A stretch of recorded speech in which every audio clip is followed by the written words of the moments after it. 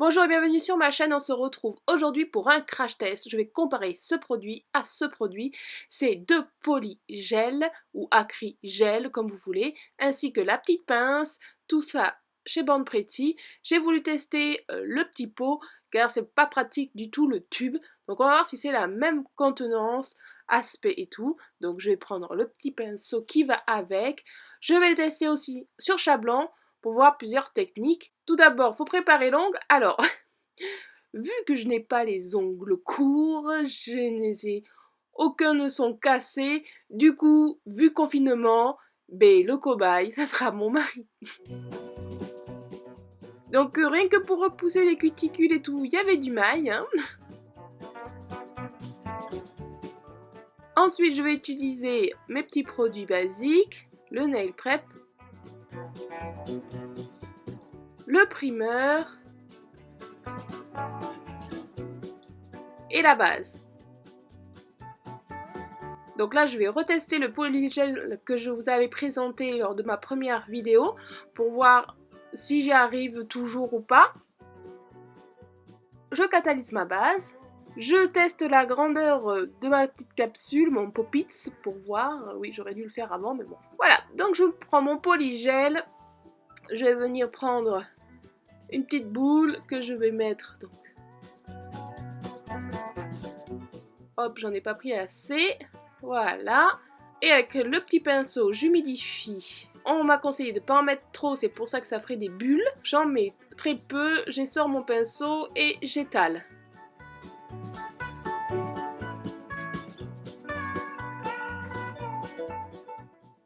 J'étale. Du coup, la prochaine fois, il faudra que je teste le polygel, celui-là, mais sur Chablon. J'y ai pas pensé. Mais j'en ai commandé plein de différents, de couleurs, donc ce sera peut-être pour une prochaine vidéo.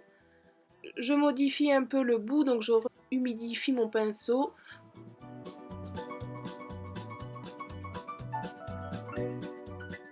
Et on va venir le positionner.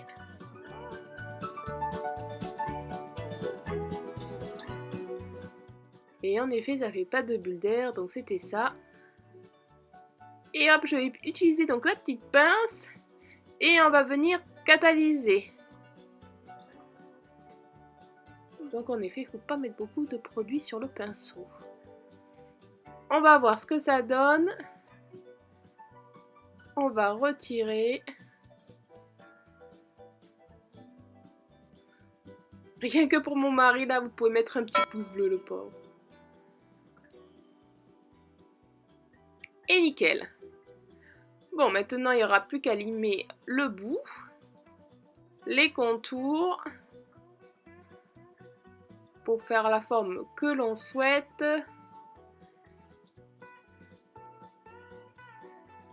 Je vais voir si c'est pas trop épais.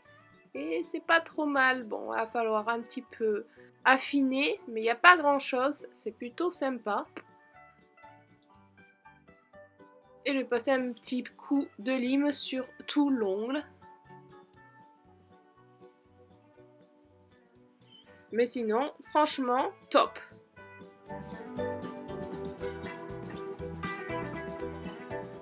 Allez, l'épaisseur, c'est nickel. On est ok, donc je vais le finir avec du top coat. Hein. Je ne vais pas mettre de vernis ni rien, c'est vraiment que pour le test.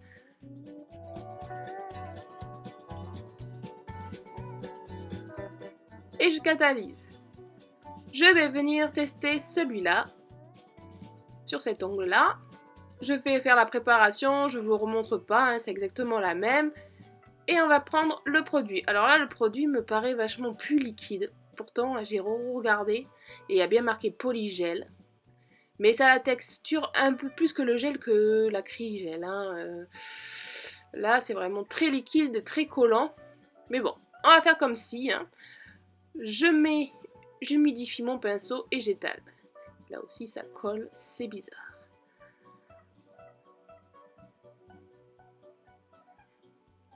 De toute façon, je vous mettrai le lien et vous verrez bien que sur la vidéo, en plus du vendeur, il montre bien qu'ils le mettent sur un Pop-It aussi. Mais alors, c'est vraiment pas du tout la même texture, c'est beaucoup plus liquide. Ça ressemble vraiment au gel, voire quand même un peu plus épais que le gel, mais ça y ressemble, c'est vraiment pas loin. Du coup, comme c'est transparent, on voit un peu moins bien combien j'en mets en épaisseur. Allez, on va dire que ça va être bon, hein. Je le positionne.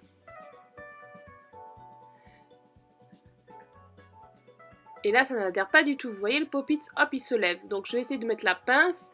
Ça part en cacahuète, ça glisse. Donc ça aussi, ça n'a pas du tout la même aspect que l'autre. Je vais venir vite catalyser pour éviter que ça bouge. Et là, on va voir ce que ça donne. En espérant.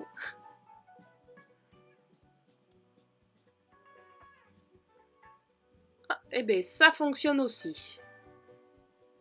Je vais venir limer. Je vais faire comme pour l'autre étape. Et voilà. Donc c'est tout bon. Là, l'épaisseur est à peu près correcte. Par contre, ça fait une petite bulle juste là. Ouais. Donc convaincu à moitié. Et on va venir faire avec le chablon. Donc voilà, c'est pas pratique du tout, hein. Vous avez vu avec le pop-it, ça partait en cacahuète quand on le pose. C'est vraiment pas top top. Bon, je prends mes deux mains. Donc j'ai posé mon chablon et je vais venir faire une pose comme si c'était du gel. Je pose une boule. Et je vais venir l'étaler sur tout l'ongle. Alors, je ne suis pas prothésiste angulaire, donc je le fais à ma façon. En sachant que ce gel-là n'est pas tellement un vrai un gel classique, hein.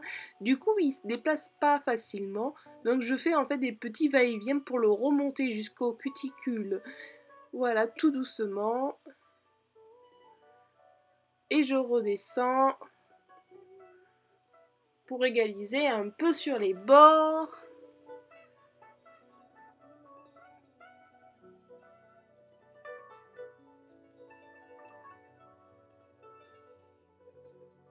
Je mets le doigt à l'envers pour remettre le gel en place au cas où si ça aurait bougé. Je n'ai pas trop l'impression que ça a bougé, mais au cas où. Et vous voyez, là, il va manquer un petit peu pour le bombé. On va faire ça bien. On va rajouter une petite boule pour faire le bombé. Et puis, on va venir catalyser. On va bien voir là aussi la qualité du truc. Parce qu'avec un homme qui bricole et tout, si ça tient bien, c'est que c'est de la bonne. Bon, mais voilà. Ça paraît correct. Il n'y a plus qu'à limer. C'est pas trop mal. Voilà le rendu des 3 doigts. Alors, le premier, c'est vraiment le must du must. Ça fait vraiment un très joli ongle, hein. Pas de problème. Le deuxième, j'ai fait une petite déco pour essayer de cacher la misère. Et le troisième, bon, mais ça ressemble un peu au gel, quoi. Mais bon, je préfère le wrap gel. Donc le 24, si on part sur du principe que c'est du gel. Voilà, donc ma vidéo test est terminée. Je préfère largement en tube, c'est vraiment pas la même texture. Voilà, j'espère que ma petite vidéo vous aura plu. Je vous dis à samedi prochain. Bye!